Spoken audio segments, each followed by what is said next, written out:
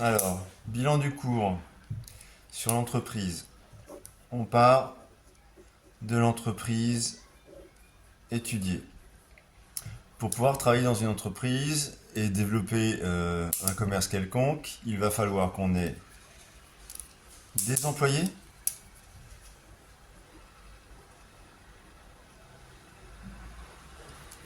donc des employés,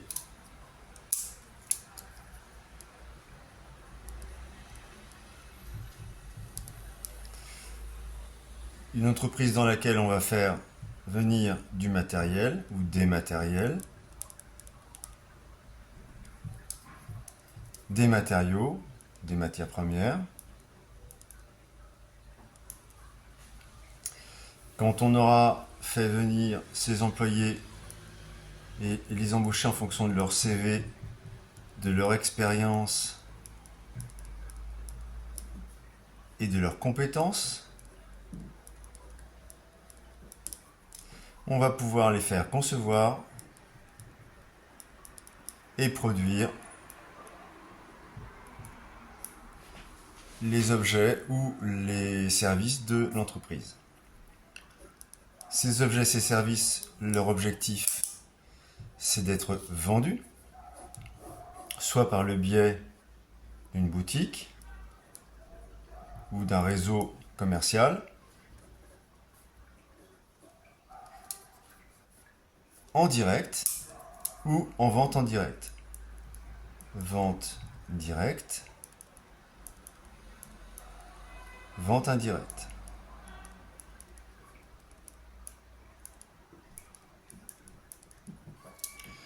Tout ça vers des consommateurs qui peuvent être aussi des entreprises.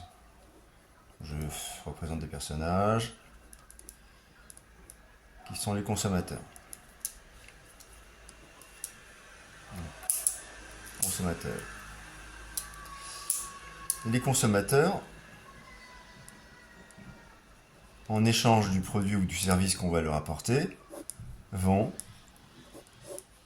apporter à l'entreprise son chiffre d'affaires.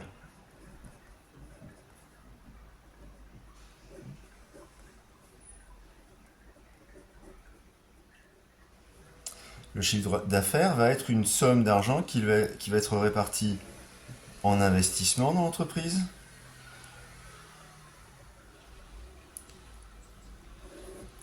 en paiement des factures pour payer les matériels et les matériaux, auprès des fournisseurs.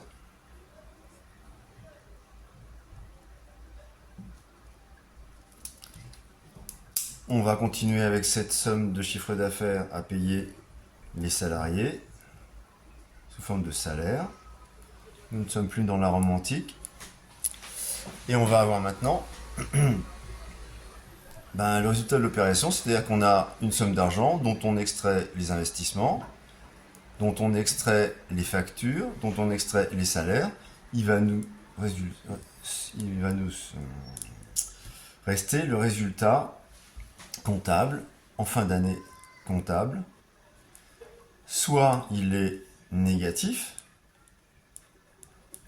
et donc là on est en perte ou en déficit. Dans ce cas-là, on va être obligé de faire des emprunts auprès de la banque. Après plusieurs emprunts, si on est toujours en perte, après plusieurs années, on va être obligé de faire des licenciements. Et si les licenciements ne suffisent pas, on va faire un dépôt de bilan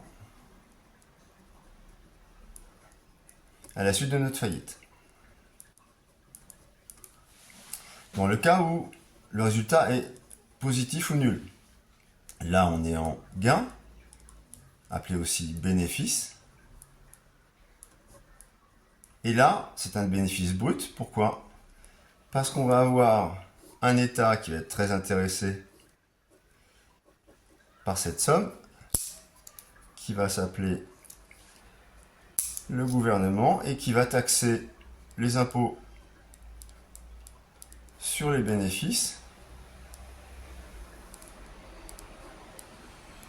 à hauteur de 30 à 50%. faut rajouter les taxes qui sont diverses et variées. On est le pays au monde à avoir le plus de taxes. Que va-t-il rester? Eh bien, les bénéfices nets. Ces bénéfices nets, on va les partager, quand on est une entreprise de plus de 50 personnes, entre trois États. Premier, ce sont les gens qui vont avoir investi de l'argent dans l'entreprise, donc on les appelle les investisseurs ou les associés. Et puis, les actionnaires qui vont avoir participé à moindre frais au développement de l'entreprise, on va leur reverser des dividendes. Donc dividendes qu'on reverse sous forme donc d'argent liquide de quelques euros ou quelques centimes par action. Donc dividendes aux associés et actionnaires.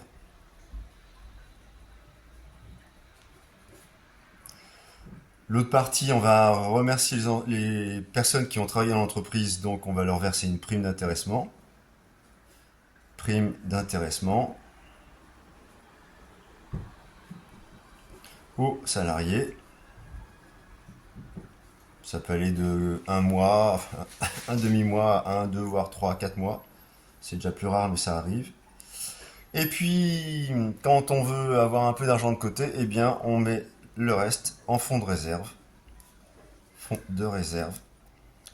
En cas de besoin imprévu pour l'année suivante. Si vous avez compris ce cours-là, normalement, vous devriez avoir une bonne note au devoir. Merci à vous.